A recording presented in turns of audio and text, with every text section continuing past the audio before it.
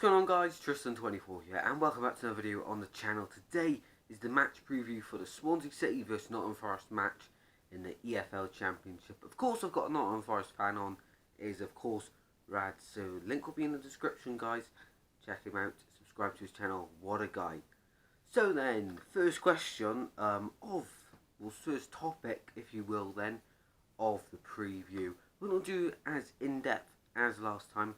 Of course, we did that in-depth one for the FA Cup encounter.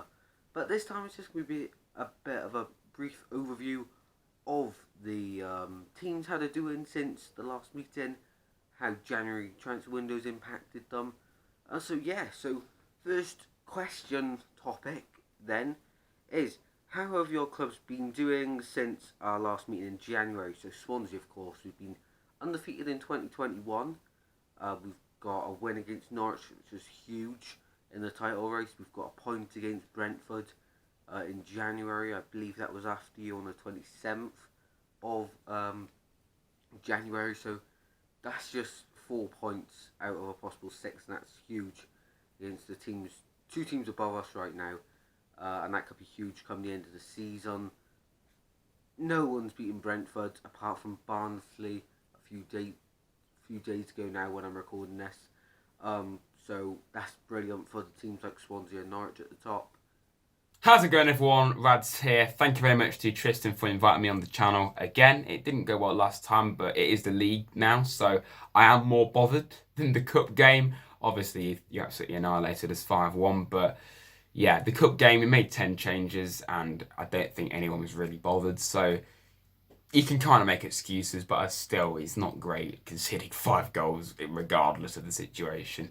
Anyway, how's our club's been performing since January? Well, we've only lost 1 game in 12 in the league, believe it or not, and that was against quite an average Middlesbrough side, who since then and before that game were not doing very well. So you just knew that they would be the team to beat us, of course. That's kind of disappointing that we've not lost in 12. We should technically be saying that, oh, we haven't lost in 12, but you can't really argue, you know. We've 11 out of the 12 we've not lost.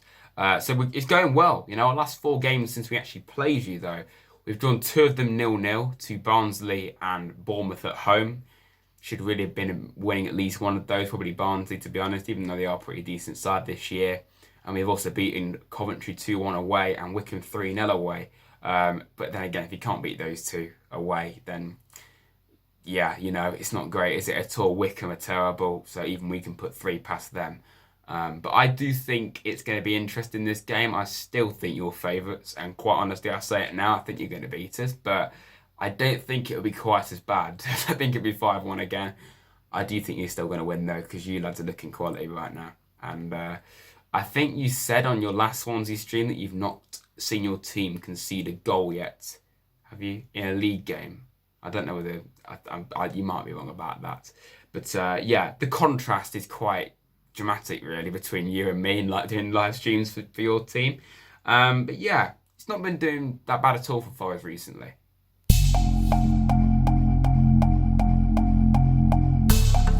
Next up, any signings that could impact the second half of the season? Well, for Swansea, we've of course had a steal from Aston Villa, Conor Hourihane, and he's had 3 goals in 3 games for Swansea City in the league, and I think he'll do it again against Forest. He's just got so much quality in him. Of course, that free kick against Brentford, that brilliant goal against Rotherham outside the boot, and that amazing goal from outside the box against Norwich. So 3 brilliant goals in 3 crucial games, really. We've had a lot of games postponed recently, but Hourihane, what a guy. Also had Jordan Morris and Paul Areola from the MLS come over, and they are so fast. Morris had his debut against Man City in the Cup. He looks really good, to be honest. Of course, Man City, you can't really judge him. Areola came on from a substitute, and I'm not going to lie, I haven't seen too much of him. We also had Kieran Freeman, who is an experienced player, of course, and could be crucial for us come the end of the season when we need experience, stay calm, get the points. As for our signings that we've made in January, well, we've made 3 signings: Filip Krunic, James Garner and Glenn Murray. I've been really happy with all of them so far. When they initially signed, only 2 of them, actually, I thought, wow, that's a great signing. I'll be honest, Glenn Murray, I wasn't sure about at first. I thought he's 37. We should really be going for someone younger than him. But he's played with Chris Heaton before, of course, so they know each other well. Obviously, he was going to get the best out of him, and Houston said that. I know Glenn well. I know what he can do. If anyone's going to get the best out of him, it is prime age of 37. It's going to be Chris Hughton. And yes, okay, it was against Wickham, the worst team in the league, but he scored 2 goals on his first start. Looked pretty good against Bournemouth, but we weren't unreal against Bournemouth, but we were all right, and that was obviously a goalless draw, like I said. Glenn Murray, so far so good. I wouldn't start him. I really wouldn't. I still rate Lyle Taylor, but he seems to be a bench player right now, which is really sad. Lewis Grabban, all of a sudden, is out of the setup as well, which is weird because he looked like he was undroppable at times, even though he should have been dropped because his form wasn't good, but he was, he's being played. As for James Garner, though, he has been the best of the lot, in my opinion. He's been absolutely quality, class above the Championship, Premier League level, in my opinion. It just shows the level of a club like Man United. If they can loan out a player like that, it just shows just how many insane players they have in their team. Because he would slot into most teams and every team in the Championship. And I do not understand why Watford didn't play him. Or more like Watford let him go. Because he was on loan, I'm pretty sure, until the end of the season. Do not understand that at all. But he's been quality. Just, for instance, watch his assist or his ball played to Lolly for our 3rd goal against Wickham away the other week. It was just, I could watch that on repeat. Like, he just pinged it from like one side of the pitch to the other with the side of his foot. It just was amazing. Such a fantastic, well, yes, okay, it was Wickham, but still, it was quality. Individual qualities there for sure. And I'd love it if we could keep him, but we just won't. Karinovic is the other one. He's looked fantastic as well. Yeah, brilliant. I really, really hope we can keep him as well because we've needed creativity all season. For the start of the season, the first half of the season, which was terrible for Forest, way off where we wanted to be, of course, that being the top 6. But we had no attacking midfielder, really, apart from Luke Freeman, who was injured for like 2 months of it. So we literally had to play a defensive player in Cafu as a number 10, which is not ideal at all. Even playing players like, I think, Knockout played there occasionally. Not ideal. We've now signed Karinovic, who can play there, which is brilliant. And he's on loan from Benfica, but I would be surprised if he stayed permanently. But you never know, because he could easily stay, but we'll see. So where do I think Swansea City will finish come the end of the season? I think the top 2 really is where we need to aim for. Playoffs is the minimum. The minimum is playoffs, but I also think Brentford losing now. Last few games have been lucky to get the wins, really, and just about getting them. But I think Swansea City can win the Championship. You heard it here first, guys. Swansea to win it. Norwich, they're falling off a little bit. They can't win without Wendia. Only draws and defeats. And if that's the way it's going to carry on, Swansea City fans be excited. And Brentford, they got a few games coming up. They're still going to play Norwich, and they could lose more points there. Swansea City, they're going to win the league. So my predicted finish for Forest this season. Obviously, it is miles off where we wanted to be because obviously I'm sure as every Forest and Swansea fan know, you took the playoffs off us on the last day, which mentally killed us, and it's taken us until about December to actually start looking like a football team again, literally just actually looking like a half decent side again. And I think that that's the main reason why I've been struggling, plus the fact that we signed 14 players this season. I'm not even joking. 14 players in the summer transfer window alone. They all had to get to know each other. They were strangers, most of them, weren't they? So that, they literally had to get to know each other and their ways and everything on the pitch and off the pitch. So I think that's the reason why I've been struggling, and off the field stuff as well that we don't even know about. You have to take that into account. But like I said, December, since then, we've been looking really, really pretty impressive. Not outrageous, but good. Very, very good signs that Chris Hughton is going to get us up and get us out this division. I still think that if Chris Hughton can't get Forest out the Championship to the Premier League, then I don't know who can. Because give him time. Because I stand by the fact that, with Brighton, they were doing really poor. He took over. They finished roughly around about where we are now. The year after that, I'm pretty sure it was the year after that or the one after that, they got promoted. They won the league title. So fair play, fair play. I think Chris Eaton, in time, if he gets time, will do that with us, or at least challenge to do that, But this season, the actual question, I think it will be roughly 14th maybe, because it is so tight. Like literally, you can go from like 23rd to like 11th in like 2 weeks. It is insane how tight it is. But yeah, that is where I think we'll finish. Moving on to my predicted team then, I'll go with Freddie Woodman in goal. Best keeper in the league, no doubts about that. Back five then of Connor Roberts, Jake Bidwell as the wing backs. Both love to get forward, into the box, get crosses in. I don't think you didn't see Bidwell play against you last time, but on that left hand side he is deadly getting balls into the box. 6 assists this season in the league, so yeah, just look out for him on that left hand side.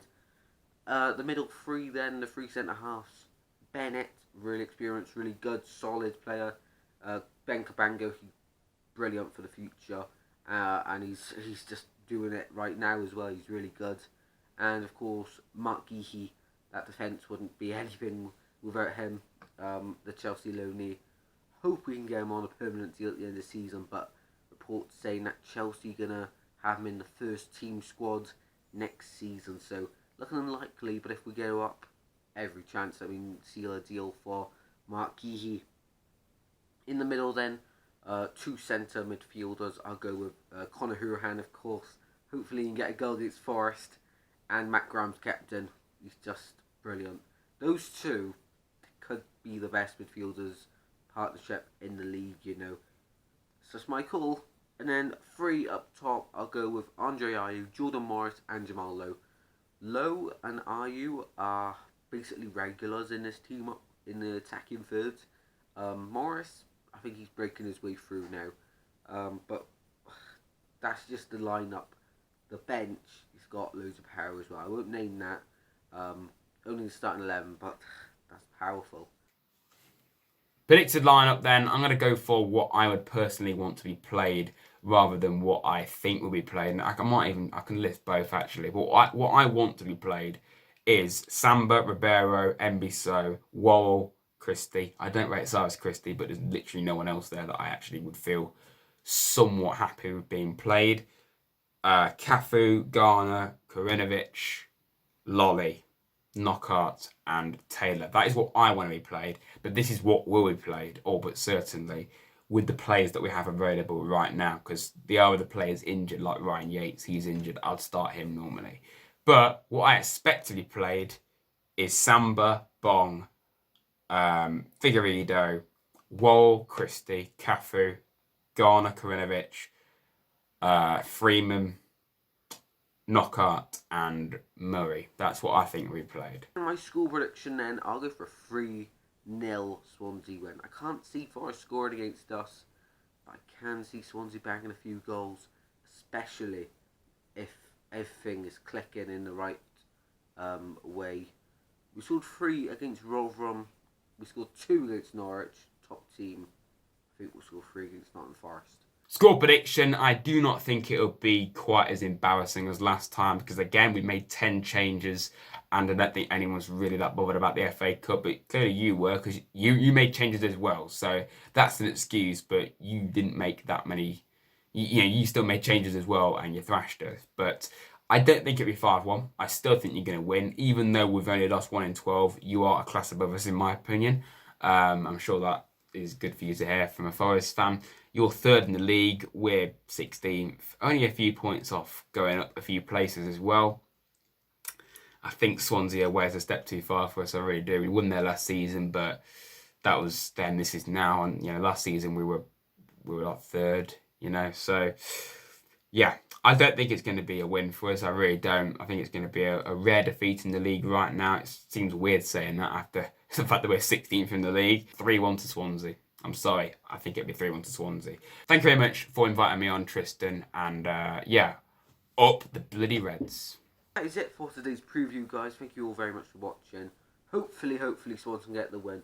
Me and Rads are planning to do what we did last time, a watch along on both of our channels. So make sure you check them out, guys, if you are available from 7 o'clock tomorrow I think we might start about 10 minutes or 5 minutes before kick-off, just to talk in team news and that. I don't think I'll be able to watch it. Maybe, fingers crossed. But otherwise I'll find a radio station. It'll be nice just to talk to the chat, talk to Rads. So make sure you're there. I'll try set that up in tomorrow. So once you're watching this, try type in Tristan24, look on my channel page, and see if you can see the watch along. Set reminders, drop a like on it. Rads has already set his by the time recording this, so go drop a like in that, and make sure you subscribe to Rads, guys. Otherwise you're missing out on quality content. So thank you all very much for watching. Take care. Smash the like button, subscribe down below. Let me know your predictions, guys.